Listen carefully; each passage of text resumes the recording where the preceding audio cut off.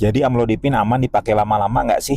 Kita bahas sama-sama. Spoiler, ternyata ada banyak bonus yang bisa bikin kamu bilang wow. Halo semuanya, saya Dr. Erta, spesialis jantung dan pembuluh darah dari Klinik Kiera. Kali ini kita akan jawab pertanyaan yang sering banget muncul. Dok, amankah kalau kita minum amlodipin dalam jangka panjang? Nah, kalau kalian penasaran, simak sampai habis karena saya bakal kasih data-data ilmiah yang bikin kamu tenang. Sebelum kita mulai, mari kita bayangkan dulu amlodipin sebagai seorang bodyguard super andal buat tubuh kita. Dia bertugas menjaga tekanan darah tetap stabil, tapi dia juga punya keahlian lain yang jarang orang tahu. Misalnya, hasil penelitian dari ALHET atau Anti-Hypertensive and Lipid Lowering Treatment to Prevent Heart Attack Trial tahun 2002 menunjukkan bahwa amlodipin sama efektifnya dengan obat antihipertensi lain dalam mencegah stroke dan penyakit jantung koroner. Bahkan, risiko stroke pada pasien yang minum amlodipin itu lebih rendah dibandingkan kelompok yang menggunakan obat lain. Jadi, kalau kamu mikir amlodipin cuma buat turunin tekanan darah, kamu salah besar. Nah, selain melindungi jantung, amlodipin juga ternyata punya sisi lembut buat ginjal loh.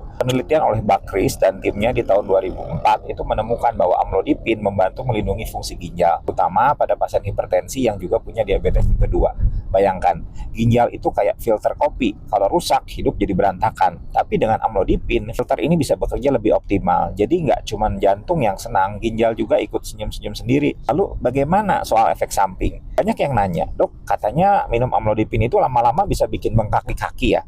Iya benar, edema perifer atau pembengkakan di kaki itu memang salah satu efek samping yang paling umum. Tapi tenang, ini bukan kasus bengkak yang bisa bikin kamu harus beli sepatu baru kok. Dalam penelitian Jamerson tahun 2007, kombinasi amlodipin dengan ACE inhibitor seperti enalapril, lisinopril itu bisa mengurangi insiden edema ini secara signifikan. Jadi kalau kamu merasa bengkak, coba diskusikan dengan dokter. Mungkin dosis amlodipinnya bisa dikurangi lalu ditambahkan dengan ACE inhibitor. Selain edema, kadang ada juga yang bilang, dok, saya pusing setelah minum amlodipin. Nah, ini biasanya terjadi di awal-awal pengobatan saat tubuh sedang beradaptasi. Kalau kita lihat penelitian dari Elliott and Mayer tahun 2007, samping seperti pusing atau sakit kepala ini hanya bersifat sementara dan nggak mengganggu aktivitas sehari-hari. Lagi pula, apa iya sedikit pusing itu lebih buruk daripada risiko stroke atau gagal jantung? Saya rasa enggak ya. Sekarang kita bicara soal keamanan jangka panjang. Ada penelitian Black dan timnya di tahun 2008 yang menunjukkan bahwa penggunaan amlodipin jangka panjang pada pasien dengan sindrom metabolik itu tidak meningkatkan risiko diabetes yang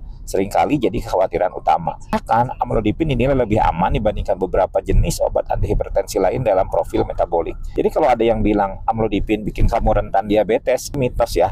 Nah, kalau kita bandingkan antara manfaat dan efek sampingnya, jelas bahwa manfaat amlodipin itu jauh lebih besar. Bayangkan, kamu minum 1 tablet kecil setiap hari, tapi mendapatkan perlindungan untuk jantung, ginjal, dan otak sekaligus. Efek samping seperti edema atau pusing itu ibarat tamu tidak diundang yang datang sesekali. Nggak pernah benar-benar bisa merusak pesta. Jadi jangan biarkan ketakutan akan hal-hal kecil menghalangi kamu dari manfaat besar yang ditawarkan. Oh iya, ada satu lagi fakta menarik dari penelitian Brown tahun 2003. Amlodipin tidak hanya efektif menurunkan tekanan darah, tapi juga memiliki efek protektif langsung pada pembuluh darah di jantung. Ini artinya selain mencegah stroke, amlodipin juga bisa bantu mencegah angina atau nyeri dada akibat penyempitan pembuluh darah. Jadi kalau kamu merasa amlodipin cuma obat biasa, kamu salah besar. Ini adalah obat multifungsi yang layak dapat bintang 5. Terakhir saya ingin mengingatkan bahwa pengobatan hipertensi itu seperti investasi saham. Kamu mungkin nggak lihat hasilnya langsung, tapi dalam jangka panjang dampaknya sangat besar. Jadi jangan ragu untuk terus konsultasi dengan dokter dan patuh terhadap pengobatan. Ingat, hidup sehat itu bukan tentang mencari kesempurnaan, tapi tentang membuat pilihan yang tepat setiap hari. Semoga informasi ini bikin kamu yakin bahwa amlodipin itu aman dan bermanfaat banget kalau digunakan jangka panjang. Jangan lupa share video ini ke teman atau keluarga yang masih ragu-ragu ya. Sampai jumpa di video berikutnya dan ingat, stay healthy, stay happy, dan jangan lupa tersenyum.